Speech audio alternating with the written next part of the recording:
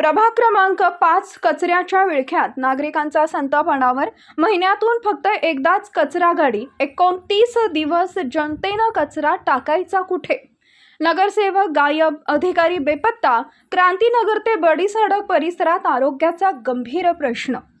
आज दिनांक 1 रोजी सोमवारी सकाळी 10 वाजता मिळालेल्या माहितीनुसार जालना महानगरपालिकेच्या प्रभाग क्रमांक 5 मधील नागरिक सध्या अक्षरशः नरक यातना भोगत आहेत। क्रांतीनगर, मुरारी नगर, शीश विहार स्कूल परिसर, जहीर मियाँ का बंगला, अब्दुल हमीद चौक आणि बडी सडक या संपूर्ण भागात घाणीचं साम्राज्य पसरले असून नागरिकांचे जीवन असह्य झालंय। कचऱ्याचे ढीग, दुर्गंधी आणि डासांच्या वाढत्या प्रादुर्भावामुळे परिसरातील नागरिकांमध्ये तीव्र संतापाची लाट उसळली आहे।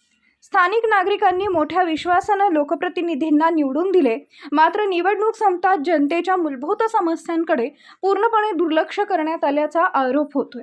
नगरसेवक पद फक्त नावालाच आहे का, असा संतप्त सवाल आता नागरिक उघडपणे विचारू लागले। परिसरातील घाणींच्या समस्येकडे ना नगरसेवकांचे लक्ष आहे, ना महानगरपालिका प्रशासनाचे। सर्वात धक्कादायक बाब म्हणजे या भागात महिन्यातून फक्त एकदाच कचरा संकलन गाडी येत असल्याचा आरोप नागरिकांनी केलाय। त्यामुळे उर्वरित 29 दिवस नागरिकांनी कचरा कुठे टाकायचा असा गंभीर प्रश्न निर्माण झालाय। परिणामी अनेक ठिकाणी रस्त्यांवर आणि मोकळ्या जागांमध्ये कचऱ्याचे ढीग साचले असून परिसरात अस्वच्छतेचं साम्राज्य निर्माण झालंय। कुजणाऱ्या कचऱ्यामुळे डासांचा प्रादुर्भाव झपाट्याने वाढत आहे। लहान मुले, महिला आणि ज्येष्ठ नागरिक यांच्या आरोग्यावर याचा विपरीत परिणाम होत असून डेंग्यू, मलेरिया आणि इतर साथीच्या आजारांचा धोका वाढलाय। मात्र या गंभीर परिस्थितीकडे प्रशासनाने डोळेझाक केल्याचा आरोप नागरिक करत आहेत। नागरिकांनी अनेक वेळा तक्रार करूनही परिस्थितीत कोणतीही सुधारणा झालेली नाही।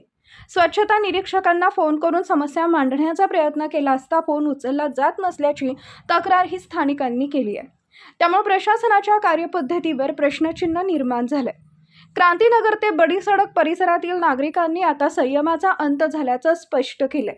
तात्काळ कचरा उचलून नियमित स्वच्छता व्यवस्था सुरू न केल्यास तीव्र आंदोलन छेडण्याचा इशारा नागरिकांनी दिला आहे। महानगरपालिका प्रशासन आणि संबंधित नगरसेवकांनी आता तरी जागं होऊन नागरिकांच्या आरोग्याशी सुरू असलेला हा खेळ थांबवावा, अन्यथा जन आक्रोशाचं रूपांतर मोठ्या आंदोलनात झाल्यास त्याची सर्वस्वी जबाबदारी प्रशासनावरच राहणार आहे, अशी भूमिका नागरिकांनी घेतली आहे।